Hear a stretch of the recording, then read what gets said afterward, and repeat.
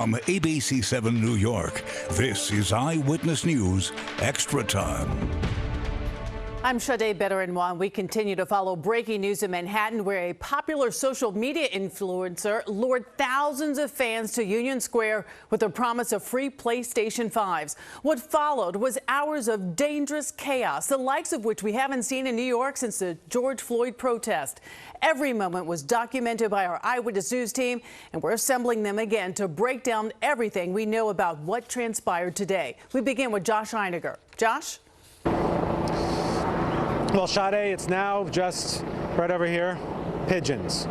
It's now pigeons in Union Square, as is usually the case. Pigeons and a whole lot of cops surrounding the square, and tons of garbage after thousands of kids converged here and turned Union Square into an out-of-control mob scene. And I want to show you, this is a construction site around the subway station here at Union Square Park.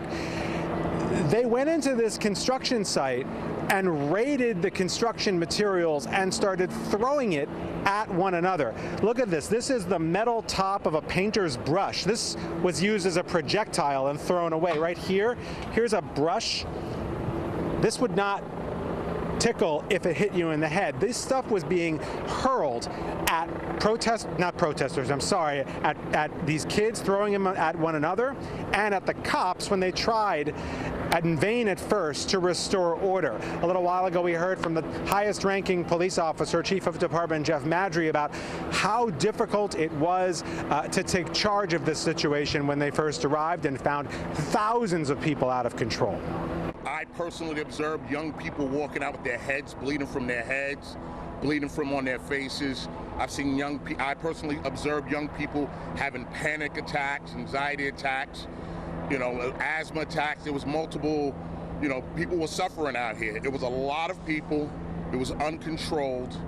It took us a while to get it under control, and a lot of young people got hurt. And we're looking now at video from earlier that we shot of high-ranking white shirt police executives, including Chief Madry, who you just heard from, getting pelted with debris from this spot when they arrived here and tried to take control. Now let's show you video of the overall mayhem here. This started because of a social media post by an influencer you probably have never heard of named Cenat. He had a post at around 1:15 this afternoon where he told his followers he was going to give away game consoles in Union Square. By 3, that post had gone viral. By 4, thousands of young people had converged here in Union Square Park, and Cenat, the influencer, did arrive here. He was on foot in the middle of the crowd. It's not clear if he actually gave anything away. It is clear it's not possible he could have given things away to everyone, and the crowd lost control. At some point, police were able to get Cenat out of the crowd, and we have video of his SUV, or an SUV we believe to be his, racing away with followers of his hanging on as it drove away. This was a completely out of control situation. Police had to call in reinforcements from every corner of the city. Every available officer from every borough rushed here, put on riot gear, and they eventually began to regain control of Union Square Park. We found a woman who was cowering in an ATM lobby with her 1-year-old baby. I come outside and the park is just literally filled with people, like crawling with people. And next thing I know, there's a whole bunch of cops that come by, and they got riot shields, and they're tear gassing people, shooting people with BB guns, and people are just jumping over all over the place, running back and forth. It was hectic.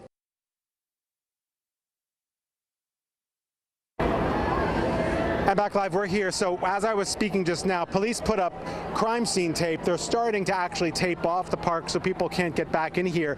But actually, when they did that, they reopened Broadway, so there's some traffic and some pedestrians. And just over there, there's a crowd of people. It's not clear what they're doing here, but they seem to be here once again as part of this sort of unorganized crowd of people. So the police are keeping an eye on it. They believe most of the crowd has dispersed and most of the danger is behind them, but there's going to be a whole after-action report in terms of whether or not they could have seen the signals before this exploded out of control and perhaps been here in advance before that crowd converged on Union Square. It was quite a 2-hour period as we were here working our way through the crowds. It was us, and it was Eyewitness News reporter Stefan Kim, who's just on the other side of the square with more on today's mayhem. Steph?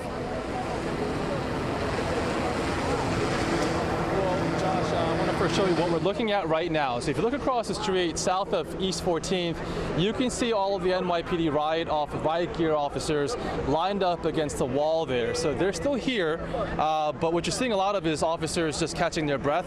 Off to the side here, you see some of these young kids, and that is something I think we need to drill in on, how so young some of these individuals were. You heard Chief Madry talk about seeing minors bleeding. We noticed a 6 or 7-year-old girl separated from her guardian, clearly distraught in the mayhem. 2 officers trying to console her and find her parents or guardian. And you're about to hear from several kids. They seem to be high school teenagers. When we first arrived on scene, they described to us the mayhem that they witnessed and were a part of. Now, because they're young, they were excited and perhaps didn't realize how dangerous this in fact was. But when you listen to how they describe what happened, clearly this could have gotten out of control. Let's take a listen. I saw like smoke clouds going up. Yeah. A bunch of. I couldn't even walk into Union Square because there was so many people. We were throwing like.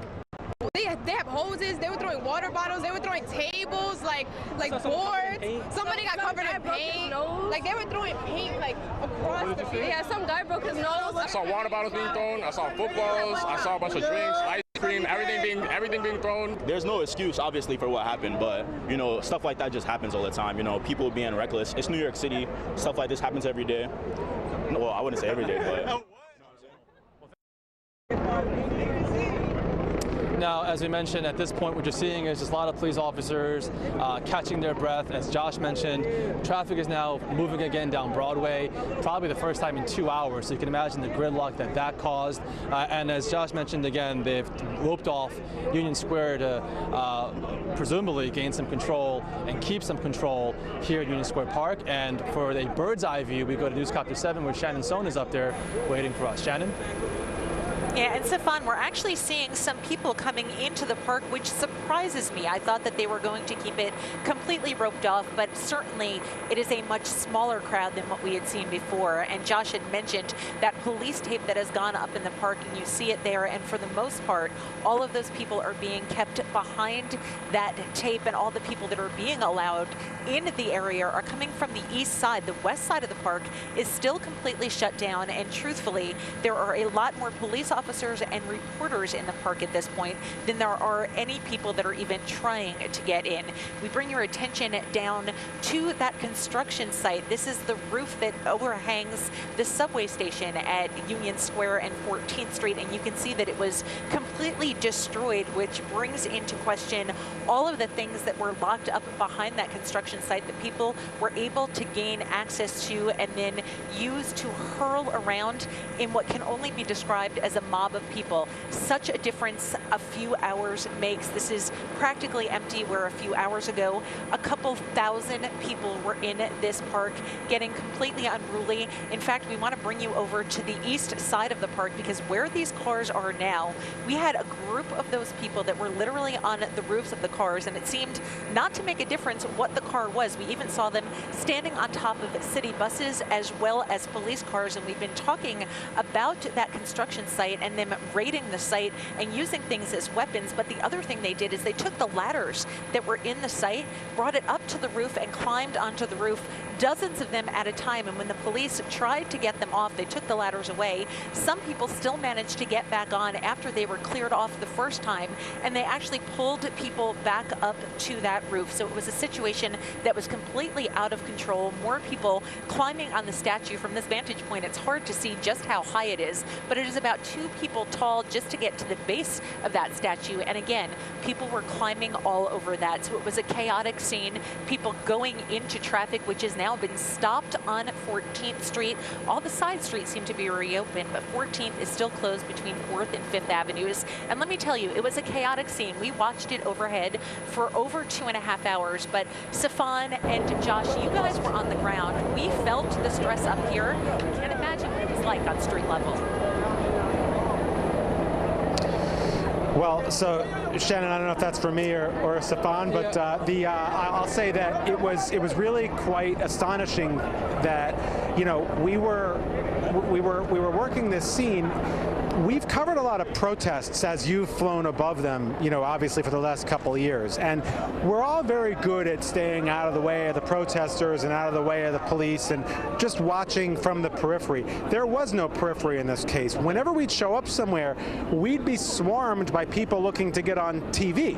Because at the end of the day, these are kids. These are kids who are attracted here by a social media ploy, by an influencer who has 20 million followers and thought it'd be a good idea to ask them all to come here to Union Square out of the blue on a summer afternoon.